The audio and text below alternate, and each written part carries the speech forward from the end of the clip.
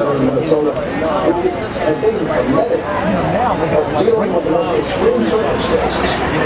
Ensure that everybody's voice will be heard. Obama just took Ohio. Obama just took Ohio. Obama just took Ohio. It's a wrap now, baby. It's a wrap.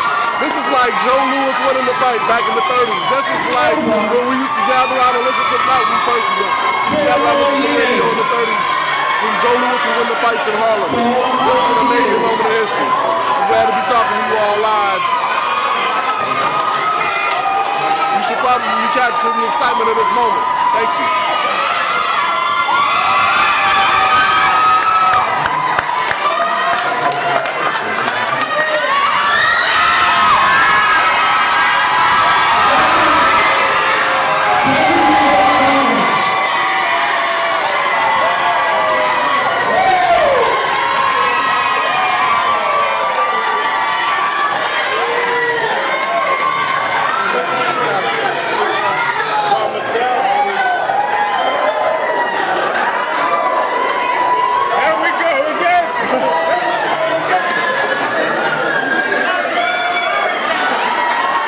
My name is Ilyasah Shabazz, and I am a friend and a supporter of Leslie for the Gist of Freedom. I think her work is absolutely powerful, and so we invite her every time we have a community event. And and she's our sister, and we're just so happy to collaborate with her and support one another. How many people do you have here? I would say there were about 200 people. Yes. Malcolm X and Dr. Betty Shabazz Memorial and Education Center in New York, in Harlem, where my father was killed in 1965. We turned this place into a place of triumph because my mother just did not believe in mourning anything, but to be triumphant. Find the good and praise it. Hi, Preston. I'm the youngest daughter of Dr. Betty Shabazz and Malcolm X. We're here at the Shabazz Center, the Malcolm X and Dr. Betty Shabazz Memorial Educational Center, supporting, watching and supporting the victory of our President Obama. We're very excited here. We have an eclectic crowd, a good example of America, and I think that we now have a new president that is really reflecting what people really need. Change. Not even just change, but it's not just yes we can, but yes we can do it again and get things started. Well, the ShabazzCenter.net is the website for the Shabazz Center. When Columbia tried to tear it down and it didn't happen, with Reverend Al back in the day and a lot of grassroots kept it alive with my mother, as they called Sister Betty. We have a 99-year lease. We're partnered with Columbia University in the city of New York. We're only 6 years into it, so we have 93 years left. And it's global community. And also, a lot of people aren't aware, and I really need to make this clear because it's very important. In 1973 or 4, there was a white guy named Bellecourt who challenged affirmative action. He didn't get into UCLA Law School because black and Hispanics were, and he said it was reverse discrimination. Well, then we heard that again with Sessions, with Sotomayor, but back then, it didn't stay in California. It was a frightening thing that it went all the way to the Supreme Court. It should not have happened. That's when affirmative action really started, and the white think tanks and angry white males came out, and it was unfortunate. And it's growing all over the world, with women's rights being attacked. So my mother started in 1985 when we got this space, and we negotiated a 9-year deal, a Malcolm X scholarship at Columbia Medical School. 10 candidates each year split $500,000. That's $50,000 each. And even though her 6 daughters had no interest in medical school and she wanted a doctor, as of today, she has graduated 96 doctors out of Columbia Medical School from the Malcolm X scholarship. Check it out. If you didn't know, now you know. progress on matters that would lead to becoming a civil society. Ms. Shabazz, please talk about why you thought it was important to have this event tonight. Well, I think it's very important for people to come out and vote. I think that it's important for our community to come together and strategize our agenda. I think it's very important. There's so many people in New York, who want to get together. They want to talk about the vote. They want to talk about the debate. There have been so many great debates. I mean, the first one kind of was a sleep one. I fell asleep. The second one was great. And we are really trying to really, get the community to encourage the community to be more, engaged. You're right, exactly. Now, are you public about your support for any particular candidate, and why have you chosen your support? Let's see, am I voting for Romney? Am I voting for Obama? I think, we have a choice between Romney and Obama. And many people complain about Obama, right? They criticize him, but I think, given the choice, I think it's extremely important that we understand when we choose our leaders that we have to also do our part, that we can't sit back and complain about what someone isn't doing for us, that we have to understand our role as well as our president's role. Are you going to be having more events of this kind throughout the election season and post-election? Yes, my father wrote a speech, The Ballot or the Bullet, and I think it's really important to understand that, and to understand that he didn't literally mean, we're going to shoot anyone, but understanding our responsibility as human beings, understanding our responsibility as men, our responsibility as women, so that we can really empower, inspire, and motivate our children.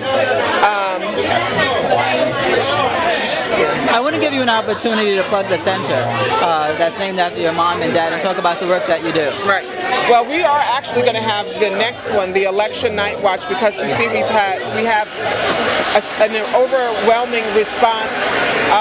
So the election night, it's about to begin. So our election night watch party will be at the Malcolm X and Betty Shabazz Center, and I'll tell you more about that later. Thank you. I'm from Hot 97. Half the time we don't have a mic.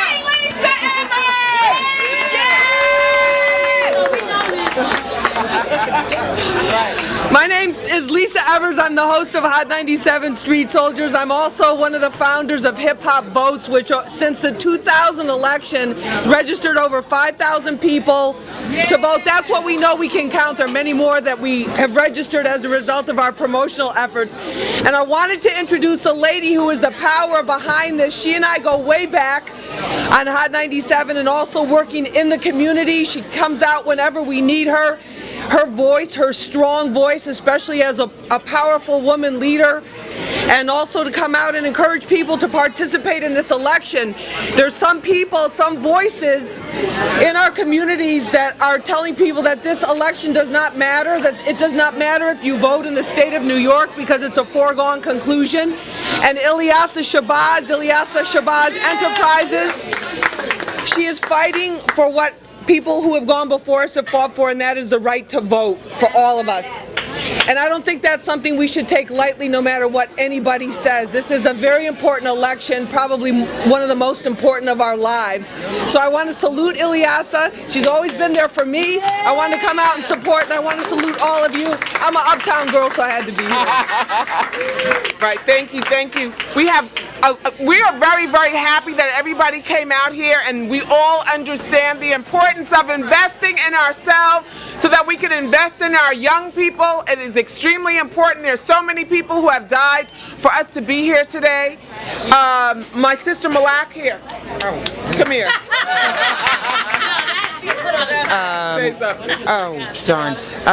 Well, Don't act like you can't. Come on, 2 seconds. 2 seconds. 2 seconds. Okay, well. All right, so I'm joined with Ilyasah Shabazz, daughter of Malcolm X, and I wanted to just... Dr. Betty Shabazz. Dr. Betty Shabazz, we don't want to leave that out, thank you.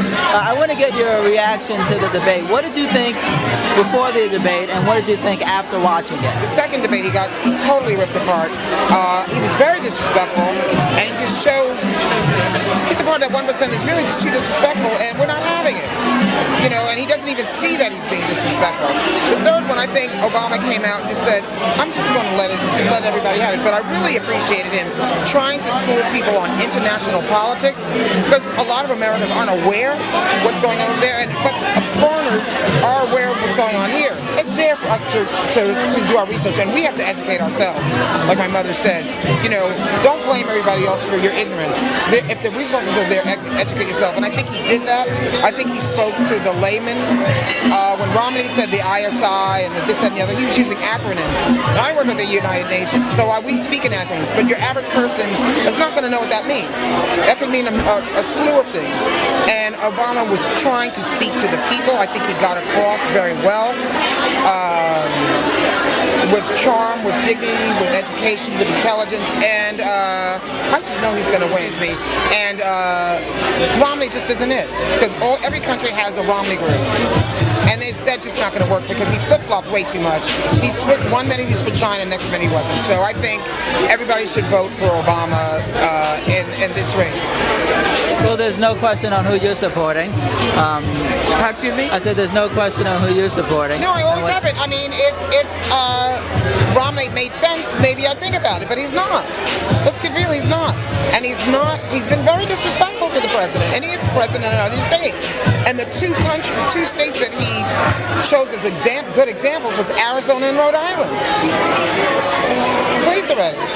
They were the last ones to do the Martin Luther King Day, and they're the first ones for stop and frisk, when stop and frisk out in Arizona means everybody who's not white.